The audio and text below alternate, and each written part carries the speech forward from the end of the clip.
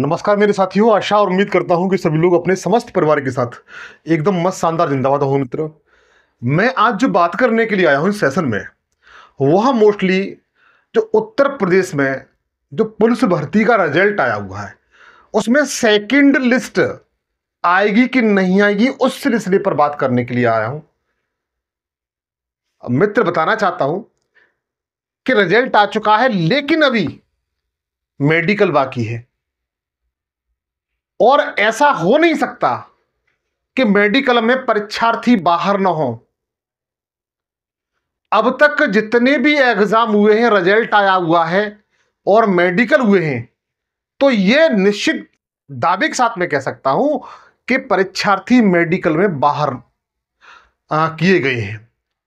यह हर भर्ती में होता है कि मेडिकल में जो विद्यार्थी अनफिट होते हैं किसी कारणवश, शारीरिक रूप से उन्हें बाहर कर दिया जाता है। अभी उत्तर प्रदेश पुलिस का जो फाइनल रिजल्ट आया हुआ है, उसमें मोस्टली मेडिकल बकाया है और उसमें निश्चित विद्यार्थी बाहर होंगे।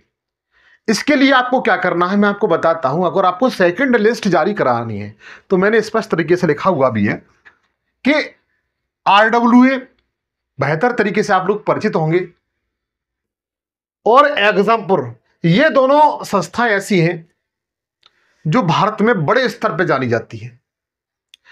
अगर आपने इन दोनों संस्थानों को, विशेषकर विवेक सर और अंकित सर, इन दोनों को जगह दिया, अगर आपने अपनी बात ईमानदारी से इन तक पहुंचा दी, तो ये दो ऐसे महारथी हैं जो आपकी सेकंड लिस्ट को जारी करा देंगे। इस बात का दावा है मेरा। चाहे कुछ भी नोटिफिकेशन में रहा हो, लेकिन हमारा भी दायित्व करता है, हमें भी मूल संविधान ने फंडामेंटल राइट्स ने मूल अधिकार दिए हैं। जब से तुम्हारे पास योग्य विद्यार्थी हैं, तो सेकंड लिस्ट आप क्यों नहीं जारी कर रहे हो? तो ये मैंने आपको बता दिया, ऐसे दो महारथी हैं मेरे भाई जो आपकी सेकंड लिस्ट जारी करा सकते हैं, निश्चित करा सकते हैं। ये दोनों वो ब्रह्मास्त्र हैं मेरे भाई। अगर ये खड़े हो गए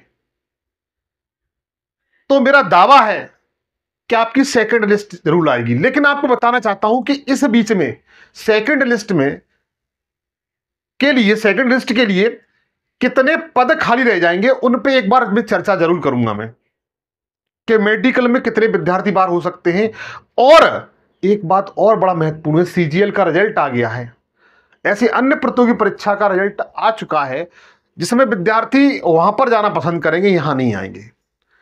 तो कितने पद खाली रह जाएंगे, इन पर मैं विशेष तौर से आपसे चर्चा करूंगा।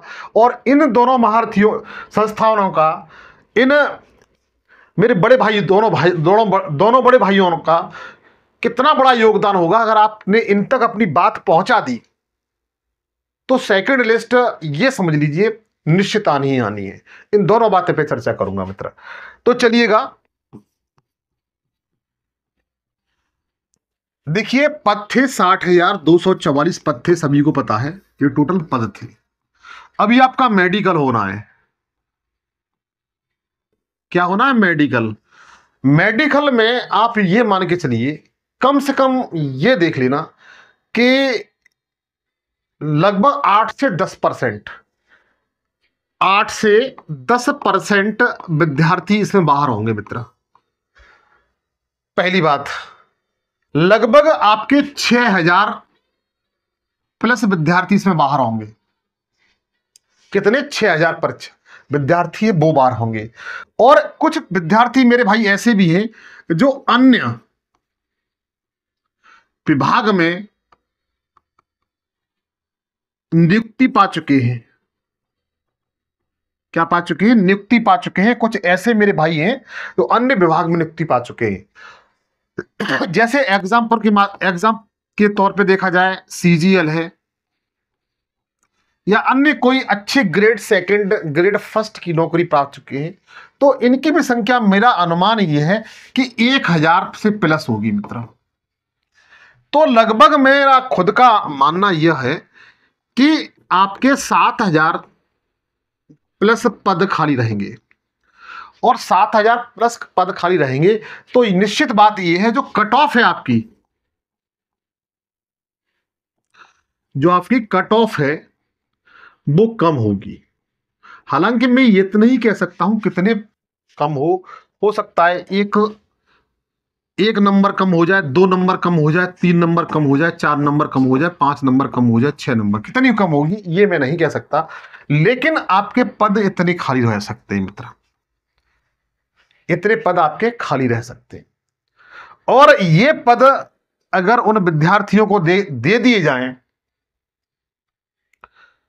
जो उम्र में भी मित्र पुलिस के जो अन्य जो नोटिफिकेशन आएगा उसमें उम्र के अनुसार वो बाहर हो जाएंगे, तो उन लोगों का भला हो जाएगा मित्र।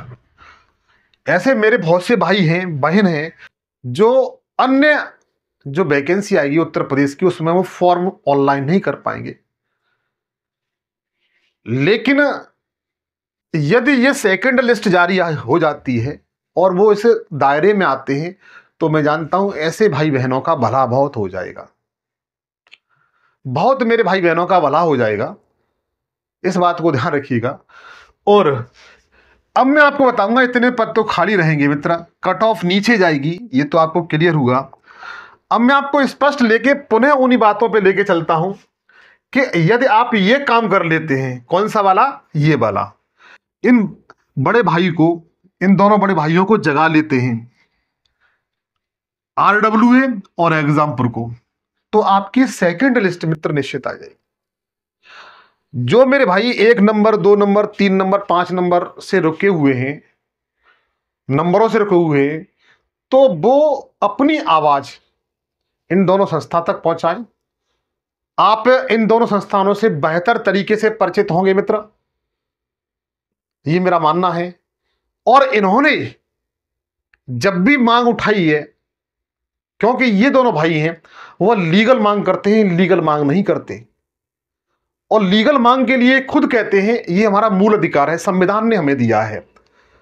अगर आपकी बात यहां तक पहुंचती है, अगर और इन्होंने यह मुद्दा बना लिया, दोनों ने आपकी मांग उठाई और आपने साथ दिया इनका, हालांकि मैं भी आपके साथ रहूंगा, इस बात को मैं, जब मैं सेशन आपके लिए बना रहा हूं तो ये निश्चित है कि मैं आपके साथ रहूंगा, 100% साथ रहूंगा।